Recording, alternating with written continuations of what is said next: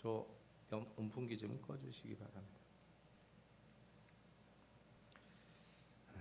요즘 그 세상의 화제 중에 하나는 우리나라 특히요 출생률이죠. 아이 안 낳는다고 어느 기업에서 아이를 낳으면 1억을 준다는 얘기가 있어서 화제가 되기도 했습니다.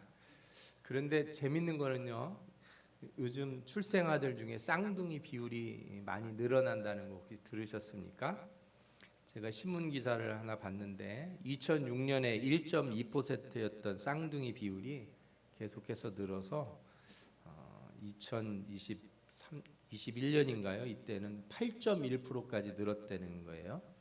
왜 이렇게 쌍둥이가 많이 태어나나 그랬더니 여러 이유가 있겠지만 시험관 아기 시술을 받아서 그렇다고 하더라고요. 제가 아는 분도 그렇게 해서 이렇게 아이를 가졌는데 그 집은 3명이 태어났대요. 3명이. 그래서 쌍둥이, 일란성 쌍둥이 둘하고 이란성 쌍둥이 하나 이렇게 해가지고 셋이 태어났는데 성별도 다르다고 하더라고요.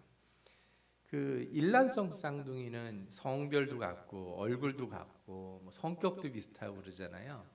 그런데 이란성 쌍둥이는 남자 여자가 태어나기도 하나 봐요. 그런 특이한 경우도 많이 있습니다. 성경에도 쌍둥이가 이렇게 몇몇 등장하는데 예수님 족보에는 그 유다가 낳은 베레스와 세레라고 하는 이름이 나오는데 이 둘이 쌍둥이에요. 또 예수님 제자 중에도 쌍둥이가 있다고 합니다. 성경에 보면 예수님 부활하셨을 때 내가 손으로 직접 만져보지 않으면 믿을 수 없다 이렇게 말한 도마라고 하는 제자가 있는데 요한복음 20장 24절을 보면 그를 디두모라고 불리는 도마 이렇게 표현을 했어요. 여기 디두모라고 하는 말의 헬라어 뜻이 쌍둥이라는 뜻입니다. 그래서 쌍둥이라고 이름이 붙여진 쌍둥이 도마 뭐 이런 표현을 썼던 것 같아요. 오늘 성경에는 이 쌍둥이 얘기가 나와요. 바로 유명한 쌍둥이 이삭과 이삭의 아들 야곱과 에서의 이야기입니다.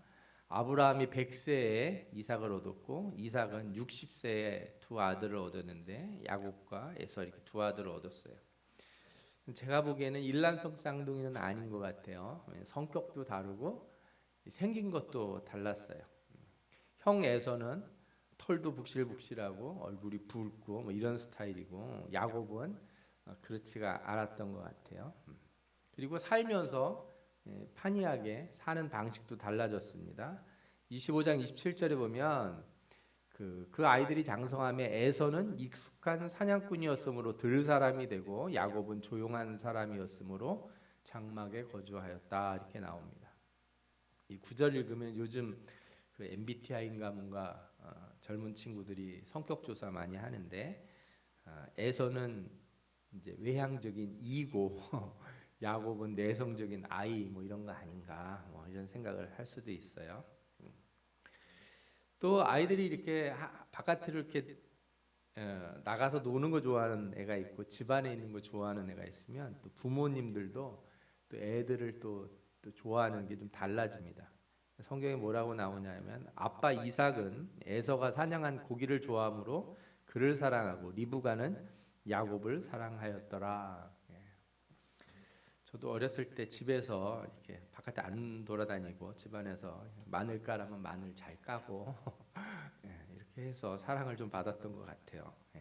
그래서 이 말씀을 들으면 약간 그런 느낌이 막 드는데 그런 건 아니에요.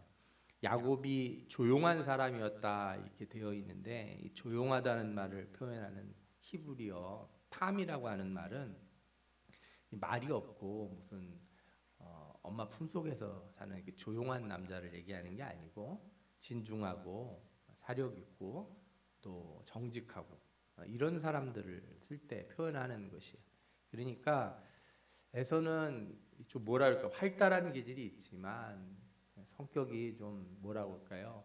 금방 끌어올랐다가 내려앉았다가 뭐 이런 성격이라면 야곱은 그와 좀 반대로 진중하고 깊이 생각하는 사람이었다 이렇게 볼 수가 있어요. 오늘 성경은 이 쌍둥이 이 형제 사이에서 일어난 이 하나 소개가 돼 있어요. 근데 이 소개된 내용이 팥죽과 관련된 일이에요.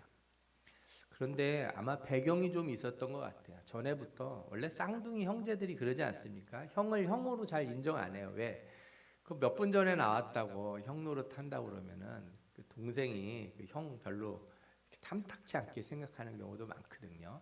제가 좀 긴 터울 둔 쌍둥이를 한번 본 적이 있는데 3일 터울인 쌍둥이가 있더라고요. 엄마가 아들을 하나를 낳았는데 동생이 3일 동안 안 나오고 나중에 나왔대. 근데 대부분 제가 얘기 들어보면 그 되게 짧은 기간 동안 그죠? 간격을 두고 아이들이 태어난다고 그래요.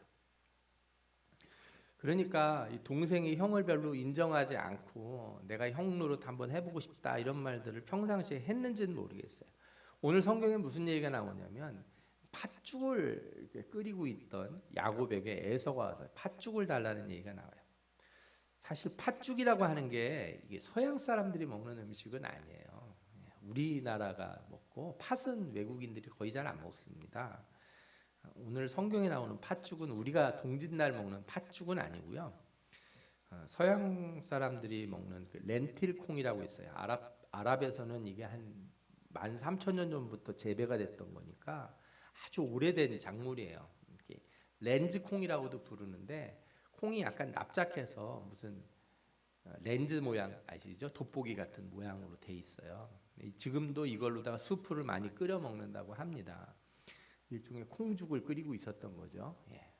그래서 이것을 먹고 있었는데 그래서 표준 세번역 성경이나 공동 번역은 이 음식을 팥죽이라고 안 하고 붉은 죽 혹은 불콩죽 이렇게 번역을 해놓기도 했어요.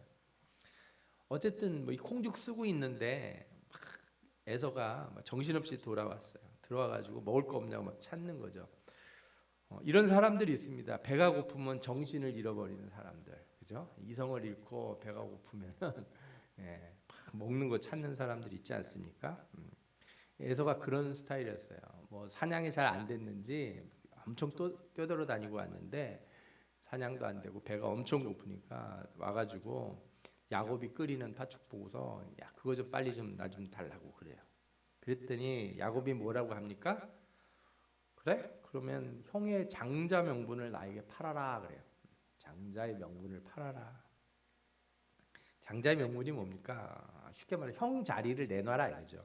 내가 형 하고 싶으니까 그거 나한테 줘 그런 거예요. 근데 이 말을 처음 들었으면 이상하게 생각했을 텐데 아마 형제 사이에 이런 얘기들을 여러 번 오고 갔던 것 같아요. 그리고 생각해 보십시오. 뭐 그렇게 팥죽 한 그릇에 판다고 형이 팔립니까? 그런 건 아니잖아요. 이 둘의 이야기는 아주 오래전부터 있었어요. 엄마 뱃속에 있을 때부터 싸웠고 나올 때도 형 에서가 나오려고 그랬대. 동생이 에서의 발 뒤꿈치를 이렇게 잡았어요. 우리나라 표현에도 그런 표현이 있지 않습니까? 남의 발목 잡는다는 표현, 그죠? 딱 그 상황인 거예요. 형의 발목을 잡고 태어난 거예요. 자기가 형 노릇 하고 싶은데 형이 먼저 나가서. 뭐 아무리 그랬어도 무슨 장자라고 하는 것이 엿장수 맘대로 바꿀 수도 있는 것도 아닌데 또 자기들끼리 그래 내가 팔을게 그래서 판다고 해서 인정받는 것도 아니지 않습니까? 아버지가 인정해 주는 것도 아니고 어머니가 인정해 주는 것도 아니고 그러니까 아마 애선 이렇게 생각했을 거예요. 배고파 죽겠는데 쓸데없는 소리 하고 있구나. 알았다 알았어. 내가 죽게 되었으니 이 장자의 명분이 내게 무엇이 유익하리요 이렇게 말하면서 빨리 팥죽이나 내놔라 이렇게 얘기를 합니다. 야곱이 에서에게 맹세하라고 말을 해요. 맹세해 나한테. 그랬더니 에서가 덥석 맹세를 하고 팥죽 먹고 일어나 나갑니다. 성경이 이 에서의 행동에 대해 뭐라고 코멘트를 하는지 보면 이렇습니다. 에서가 장자의 명분을 가볍게 여깁니더라 이렇게 말하고 있어요. 장자의 명분이라는 게 도대체 뭡니까? 그냥 단순히 형? 아닙니다. 이건 족장의 권리예요. 그러니까 아브라함이 이삭을 다음 족장으로 삼고 그 다음에 이삭의 그 다음 족장을 에서로 삼으려고 한 거예요. 장자에게 내려주는 거예요. 장자는 모든 권한과 재산을 받고 물론 차남이나 형제들도 재산을 나눠주지만 장자는 항상 갑절의 권한을 받아요. 성경에 보면 여러분들 갑절의 복이라는 말이 나오면 그게 다 뭐예요? 장자의 축복이에요. 대를 잇는 거예요. 권한을 이어받는다는 뜻이거든요. 뿐만 아니라 장자가 되면 아버지 재산을 많이 갖는 것뿐만 아니고 하나님께서 주신 약속, 아브라함에게 주신 약속, 그 아들 이삭에게 주신 약속을 대를 이어 약속의 계승자가 되는 거예요. 이게 단순한 축복이 아닌 거죠. 하나님이 주시는 그 약속의 반열에 서는 축복을 갖는 거예요. 성경이 이 에서의 행동에 지적하는 것은 그가 이 장자의 자리, 축복, 약속이 있는 축복의 자리라는 것을 너무 쉽게 생각했다 이렇게 말을 하는 거예요. 물론 어떤 면에서 이런 에서의 행동을 너무 과잉 해석하는 건 아닌가 이렇게 반문할 수도 있어요. 태어나는 건 하나님이 정하신 거잖아요. 아멘. 태어나는 거, 사람 태어나는 거 하나님이 정하시는 건데 뭐 이런 식으로 바뀔 수 있다는 건 도대체 뭘 보여주시려고 하는 것인가 이런 생각을 하게 돼요. 그런데 성경이 이 문제를 이 두 형제 간의 단순한 해프닝으로 보질 않습니다. 부모 재산이 많아서 상속 많이 받으려고 형제가 다투는 뭐 현대 그런 관계도 아니고요. 이 말씀이 우리에게 가르쳐 주려고 하는 하나의 중요한 사실이 있는데 그건 뭐냐 하면 우리가 가지고 있는 욕망, 열망의 특이점을 보여주는 거예요. 우리가 가진 삶의 지향점. 저는 에서가 가진 이 욕망, 열망을 뭐라고 말하고 싶냐면 가벼운 욕망이다 이렇게 말하고 싶어요. 가볍다. 당장 나에게 지금 막 땡기는 거, 내가 지금 당장 필요한 거에 집착하는 사람. 반대로 야곱은 어떤 사람이다? 무겁고 깊은 꿈을 가진 사람이다 이렇게 말할 수 있어요. 에서는 현재 자기 배고픔이 아주 중요한 사람이에요. 지금 당장 문제가 중요하지 뭐 미래에 나중에 뭐 아버지가 나한테 축복해 줄 때 무슨 일이 있을까 동생이 와서 내가 지난번 파축 줬을 때 장자 팔지 않았냐 그런 거 신경 쓸 필요가 없어요. 왜? 지금 당장 내가 배고픈 게 중요해요. 지금 당장 나한테 지금 끌리는 게 중요한 거예요. 그는 결혼할 때도 그래서 어머니 아버지가 어떤 결혼을 원하는지 그걸 신경 안 썼어요. 자기가 끌리는 사람 그냥 데려와서 여자를 둘이나 데려와서 같이 살았어요. 이게 에서의 삶의 방식이에요. 그래서 에서는 야곱의 이런 행동을 대단하게 여기지도 않고 자신이 장자의 명분을 파는 것도 심각하게 여기지 않았습니다. 중요한 건 지금 내가 배가 고픈 걸 해결하는 거지 먼 미래에 무슨 일이 있을 거 그건 뭐 언제 될지도 모르고 아버지 언제 돌아가실지도 모르는데 그때를 위해서 내가 뭐 이런 말 하나까지 미리 다 준비하고 그죠? 행동 하나하나까지 다 조심하고 살아야 되냐 이렇게 생각을 하고 사는 거예요. 성경을 잘 읽어보면 이렇게 나와요. 야곱이 떡과 팥죽을 에서에게 주며 에서가 먹으며 마시고 일어나 갔으니 그래요. 먹고 마시고 그냥 일어나 갔다는 거예요. 진짜 가볍게 말하고 가볍게 먹고 가볍게 일어나요. 배고픔이 해결이 되자 내가 지금 무슨 짓을 한 건가 이렇게 생각해 보지도 않아요. 저는 이걸 보면서 그의 참을 수 없는 욕망의 가벼움을 보게 됩니다. 그리고 성경이 이렇게 가벼운 욕망 이것을 뭐라고 표현하냐? 그가 넘지 말아야 될 선을 넘었다 이렇게 표현을 해요.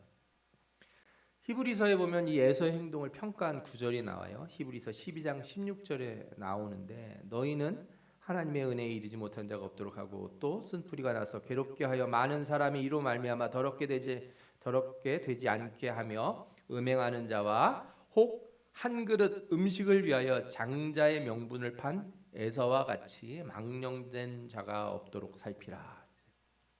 한 그릇 음식을 위하여 장자의 명분을 판 에서와 같이 어떤 사람이요? 망령된 자가 없도록 살피라 그랬어요.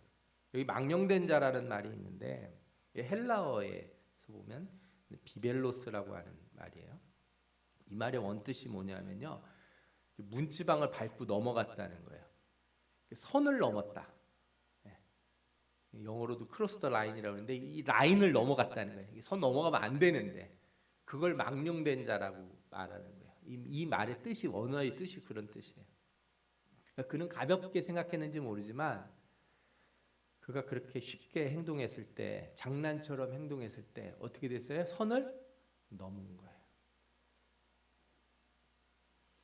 그의 태도는 이후의 행동에서도 나타나요. 이제 이삭의 눈이 어두워지자 이렇게 에서에게 장자의 축복을 하려고 이렇게 음식을 맛있게 해오라 이렇게 얘기를 해요. 사실 이삭은 한참 뒤에 죽습니다. 제가 보기에는 이삭이 눈이 어두워졌다는 게 아마도 백내장 같은 게 아니었나 생각이 들어요. 일찍 노안이 와서 이렇게 안 보이기 시작한 거죠. 예. 그래서 에서가 이제 사냥을 해서 맛있는 음식을 하려고 나갑니다. 그런데 돌아와 보니까 이미 사건이 터졌어요. 엄마 리브가가 그죠? 음식을 준비해서 아들 야곱에게 주고 야곱은 손에다가 털을 막 붙인 다음에 가서 아버지를 속이고 장자의 축복을 받게 돼요. 에서는 아주 불같이 화를 내죠. 창세기 27장 36절에 보면 에서가 이르되 그의 이름을 야곱이라 함이 합당하지 아니하냐이까 그가 나를 속임이 이것이 두 번째니이다. 전에는 나의 장자의 명분을 빼앗고 이제는 내 복을 빼앗았나이다. 제가 이 말씀 보면서 느끼는 게 에서가 기억은 하고 있던 거예요. 본인도 깨림직한 거예요. 내가 여기까지는 가지 말았어야 되는데 생각을 마음에 품고 살긴 했어요. 그런데 한 번도 조치를 취하진 않았죠. 그래놓고서 어떻게 해요? 자신에게도 축복 기도를 해달라고 그래요. 아버지 이삭이 이미 축복을 다 해줬다. 장자의 축복은 이미 야곱에게 다 주었다 그러니까 아니 그런 게 어디 있습니까? 축복이라는 게 그냥 아버지가 또 해주시면 되지. 뭐 야곱에게 해줬다고 나한테 해줄 축복이 없다는 게 말이 됩니까? 뭐라도 해주십시오. 이게 에서의 주장이에요. 때를 씁니다. 이삭이 어떻게 해요? 기도를 해줘요. 그런데 이 축복 기도는 그냥 해주는 게 아니에요. 하나님이 주신 권세로 해주는 거예요.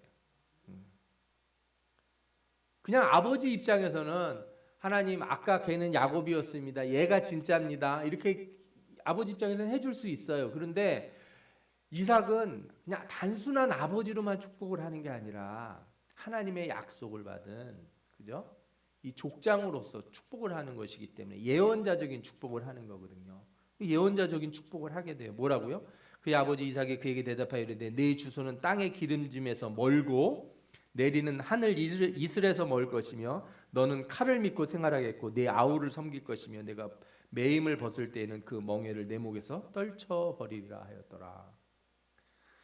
무슨 아버지가 이런 축복을 하나 그러는데 그 이유가 있는 거예요. 성령에 감동돼서 기도를 하는 것이라 그냥 아버지 마음대로 그냥 막 축복을 할 수 없는 게 아니거든요. 에서는 기도를 받긴 받았는데 화가 너무 나는 거예요. 뭘 받았는지 본인도 기억을 못 할 거예요 아마. 그리고 누가 이렇게 누구를 패버리도록 믿겠습니까? 예, 야곱 걸리기만 해봐라 너 가만두지 않는다. 예. 그래서 어머니 리브가가 야곱을 피신시키기로 결정합니다. 그러면서 성경에 이렇게 말해요. 내 아들아 내 말을 따라 일어나 하란으로 가서 내 오라버니 라반에게로 피신하여 내 형의 노가 풀리기까지 몇 날 동안 그와 함께 거주하라. 잘 들으세요.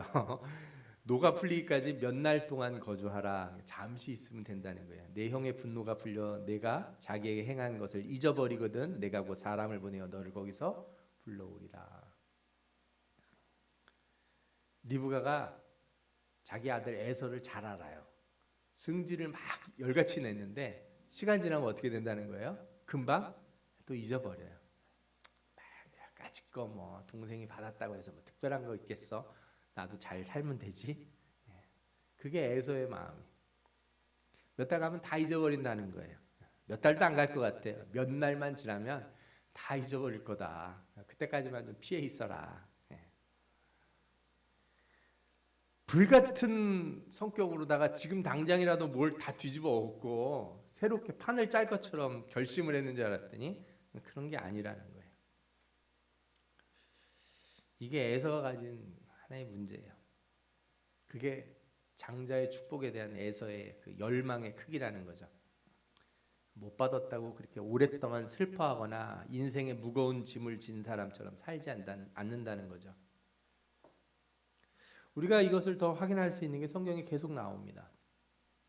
야곱이 떠날 때 이삭이 야곱에게 부탁한 게 있어요. 이제 엄마 리브가가 이제 아빠 이삭한테 이제 얘기를 한 거예요. 우리 아들 아무 여자나 결혼하지 말고 저 고향에 가서 외가에 있는 친척들하고 결혼했으면 좋겠다. 뭐 당시에는 친족 결혼이 흔한 거였으니까요. 하나님 알지 못하는 가난한 여자들, 가난한 여자가 아니라 가난한 여자들과 결혼하면 안 된다는 거예요. 왜냐하면 이 에서가 그렇게 했거든요. 에서가 40세 해족속 부에리의 딸 유딧과 해족속 엘론의 딸 바스맛을 아내로 맞이하였더니 그들이 이삭과 리브가의 마음에 근심이 되었더라. 또 뭐라고 나오냐면 리브가가 이삭에게 이르되 내가 햇사람의 딸들로 말미암아 내 삶이 싫어졌거든. 어머니가 며느리들 보면 살기가 싫어졌다는 거예요. 야곱이 만일 땅의 딸들 곧 그들과 같은 햇사람의 딸들 중에서 아내를 맞이하면 내 삶이 내게 무슨 재미가 있으리까 이렇게 얘기하면서 고향에 가서 여자를 얻으라고 얘기한 거예요. 그래서 아버지가 부탁을 하는 거죠. 너 꼭 가면 저 외가 사람들 중에서 만나서 결혼하고 아무하고나 결혼하고 그러지 마라. 그렇게 당부를 하고 보내요. 근데 그거를 이제 누가 엿들어요? 에서가 엿듣게 됩니다. 에서가 본즉 이삭이 야곱에게 축복하고 그를 밧담 아람으로 보내어 거기서 아내를 맞이하게 하였고 또 그에게 축복하고 명하기를 너는 가나안 사람의 딸들 중에서 아내를 맞이하지 말라 하였고 또 야곱이 부모의 명을 따라 밧담 아람으로 갔으며 이렇게 나와요. 에서가 본즉 가나안 사람의 딸들이 그의 아버지 이삭을 기쁘게 하지 못하는지라. 지금 보니까 이제 자기 부인이 아버지를 기쁘게 못하고 부모님 앞에 제대로 못하는 거예요. 그게 뭐냐면 효도를 못한다는 게 아니고요. 하나님을 제대로 섬기지 못한다는 뜻이에요. 그래서 에서가 뭐래요? 이스마엘에게 가서 이스마엘이 누구냐면 이제 이삭 자기 아버지의 형제죠. 배다른 형제. 뭐 좋게 말하면 삼촌이고 큰아버지 같은 분이니까 그 이스마엘에게 가서 본처들 외에 아브라함의 아들 이스마엘의 딸이요 느바요의 누인 마할렛을 아내로 맞이하였더라. 자기도 여자를 하나 얻어와요. 가나안 여자 말고 친족 중에서 부모의 마음을 돌리려고 새 장가를 이렇게 듭니다.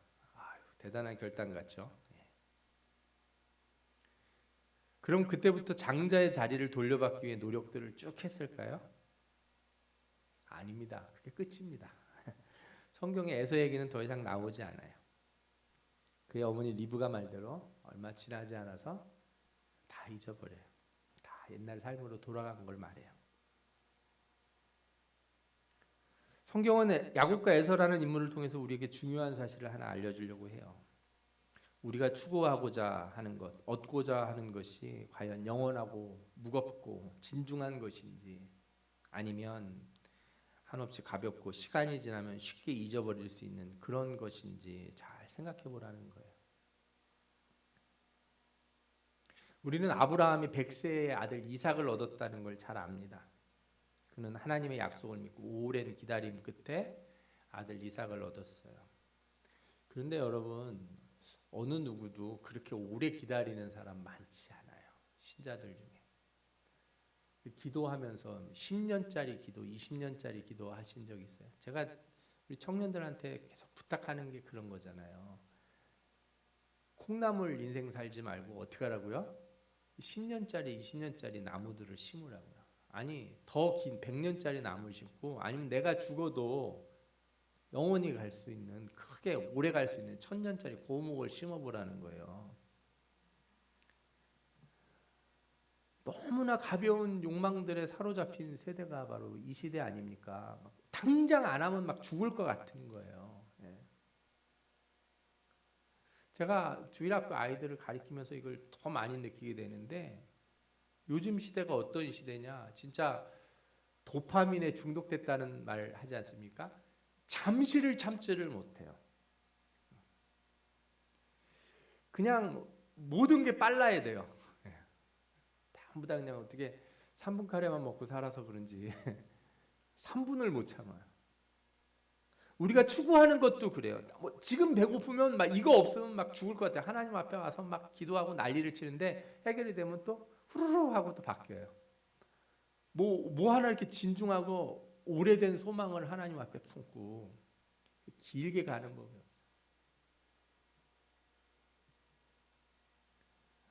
금방이라도 없으면 정신 못 차리도록 죽을 것처럼, 그죠? 팥죽 빨리 내놔라. 내 장자의 명분이라도 너한테 팔겠다. 그런 욕망이 우리를 지배하는 것 아닌가? 나는 무엇을 위해 이렇게 열심히 사는가? 자, 한번 생각해 볼 필요가 있어요. 에서가 이처럼 가벼운 욕망 가운데 살았다면 야곱은 그렇지가 않아요. 그는 진중한 사람이었고, 그가 장자가 되고 싶은 열망은 그냥 형한테서 뺏고 싶은 그런 단순한 게 아니에요. 어렸을 때 아이들끼리 장난치면서 내가 형 할래, 이 정도 수준이 아니라는 거예요.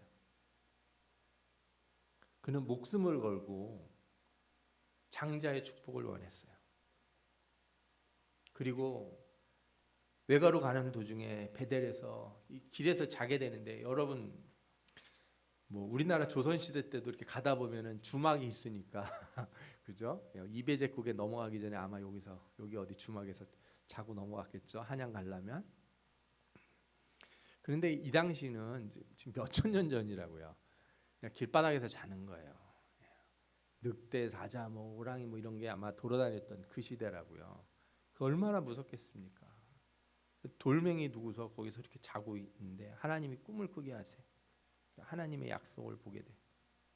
그가 일어나서 이렇게 하나님 앞에 서원합니다. 야곱이 서원하여 이르되 하나님이 나와 함께 계셔서 내가 가는 이 길에서, 내가 가는 이 길이 그냥 외가 가는 길이 아니라 내 인생의 길에서예요. 인생의 길에서 나를 지키시고 먹을 떡과 입을 옷을 주시어 내가 평안히 아버지 집으로 돌아오게 하시면 여호와께서 나의 하나님이 되실 것이요 내가 기둥으로 세운 이들이 하나님의 집이 될 것이요 하나님께서 내게 주신 모든 것에서 10분의 1을 내가 반드시 하나님께 드리겠나이다 하더라. 그가 하나님 앞에 이렇게 기도하는 내용은 길어요. 텀이 긴 거예요. 소망이 긴 거예요. 진중하고 무거운 거라고요. 그는 나중에 고향으로 돌아오는 길에 하나님 앞에 다시 또 기도해요. 우리가 잘 아는 야복강가에서 천사와 씨름하도록 하던 기도 아닙니까? 그의 기도가 얼마나 간절했으면 씨름과 같다고 말하고, 그가 이르되 날이 세려하니 나로 가게 하라 이렇게 천사가 얘기했는데 야곱이 이르되 당신이 내게 축복하지 아니하면 가게 하지 아니하겠나이다. 전에 축복의 약속을 받았다고, 아버지가 나한테 축복했다고, 그죠? 기도했다고 끝나는 게 아니에요. 야곱에게는. 그는 기도하면서 뭐래요? 그 사람이 그에게 이르되 내 이름이 무엇이냐 이르되 야곱이니다. 야곱이 뭡니까? 발목을 잡는 사람이에요. 남 걸어 넘어뜨리는 사람. 그런데 하나님이 그에게 새로운 이름을 줘요. 내 이름을 다시는 야곱이라 부를 것이 아니요 이스라엘이라 부를 것이니 내가 하나님과 및 사람들과 겨루어 이기었습니다. 이기는 게요, 어떻게 하면 이기는 거예요? 잠깐 팔팔 끓다가 푹 꺼져 버리는 사람이 이기는 사람일까요? 아닙니다. 그의 열망은 전혀 가볍지 않았어요. 그가 장자가 되려는 건 쌍둥이로 태어난, 그것도 동생으로 태어난 억울함도 아니고 형과 사이가 안 좋아서 다투어서 생긴 일도 아니에요. 그의 인생 내내, 그의 삶 전체가 이 하나님의 축복을 향하는 열망으로 가득 차 있었다는 거예요. 여러분, 우리는 어떤 욕망에 사로잡혀 살고 있습니까? 한없이 가벼운 욕망을 위해서 쉽게 선을 넘어버리는, 혹시 그런 사람 되고 있지 않습니까? 하나님의 은혜, 그리스도의 은혜, 그가 주신 하나님 나라의 축복, 이것을 잠시 즐거움에 쉽게 내려놓고 포기하는 사람도 혹시 아닙니까? 그러면서도 또 별 문제 없이 뭐 그럴 수도 있죠. 뭐 인생 사는 거 그런 거고 또 뭐 다 신앙생활 다 그런 거 아닙니까? 잃어버리고 놓쳤으면서도 후회하는 일도 잠깐이고 그냥 또 훌훌 털고, 본인은 또 그걸 뭐라고 생각해요? 자기가 쿨하다고 생각해요. 난 뒤끝이 없어 막 이러면서. 여러분들 뭐 세상의 나쁜 것에 대해서는 그러고 살아도 되는데요, 신앙에 대해서는, 하나님 나라의 소망에 대해서는 가벼운 욕망을 가지시면 안 돼요. 여러분들이 하나님 나라를 소망하는 거는 아주 무거워야 돼요. 진중히 해야 되고 여러분의 인생의 전체를 다 담아야 되는 거예요. 세상에서 이렇게 성공한 사람들 얘기를 들어봐도 그 사람들이 가볍게 대충 하다가 좀 하다가 안 되면 말고 이런 사람들 성공했다는 얘기 잘 못 들으셨잖아요. 세상에서 성공도 그러한데 하물며 영원한 생명을 구하는 사람들이 왜 이렇게 가볍냐 이거예요. 신앙생활을 왜 이렇게 가볍게 하는가. 예배 드리는 것 여러분들 이 자리가 얼마나 무거운 자리고 진중한 자리인지를 아셔야 돼요. 말씀을 한번 듣는 것을 아주 깊이 있게 받아들이셔야 돼요. 제가 이렇게 가끔 이렇게 여러분들에게 물어보지 않습니까? 지난주 설교 뭔지 기억나시냐고. 여러분들이 웃으면서 그러죠. 아이 그걸 어떻게 다 기억합니까? 가볍게 듣지 말았으면 좋겠어요. 부탁입니다. 제가 설교를 잘해서 뭐 이런 말씀을 드리는 게 아니라 하나님의 말씀을 좀 무겁게 받아들이셔야 돼요. 성경 읽을 때 마찬가지예요. 성경 읽는데 기억이 안 나요. 물론 왕 이름 뭐 이런 거 다 기억할 수는 없겠죠. 하나님의 말씀도 너무 가볍게 듣는 거예요. 인생에서 누군가 좋은 충고를 하는 것도 가볍게 듣는 사람들은 어떻게 해요? 나중에는 더 좋은 충고가 없어요. 왜? 지난번 자극을 받았거든. 근데 어떻게 했어요 내가? 그냥 쉽게 넘어가 버렸잖아요. 얼마나 마음을 깊이 찌르는 얘기를 해야 내가 깊은 결심을 하고 내 평생의 목표를 두고 내 삶 전체를 들여서 그것을 갈망하며 살아가겠냐 이거예요.